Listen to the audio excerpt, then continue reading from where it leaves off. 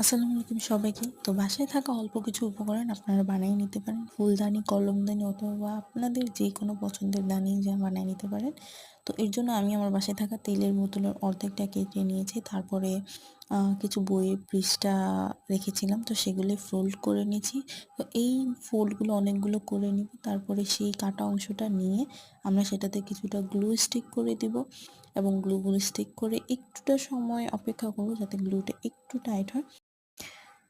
তারপর স্টিক হওয়ার পরে আমরা নিচে বাকি অংশগুলো কাট করে নিব যাতে একদম সমানভাবে হয়ে যায়। তো এইটা আমাদের কাটিং অবস্থা, মানে কাটিং কাজগুলো শেষ।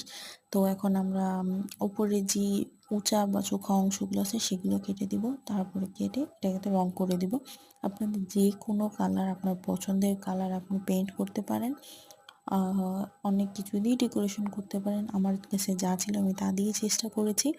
তো আমার কাছে কিছু ফোমের গোলাপ ফুল ছিল, তো সেগুলো দিয়ে আমি সাজিয়েছি। আর কিছু ছিল হোয়াইট পার্ল, এছাড়াও অন্যান্য কিছু কালার ছিল। আপনারা যে যার কাছে যা থাকে তাই দিয়ে উপরে ইয়াটা ঢেকে দিতে পারেন।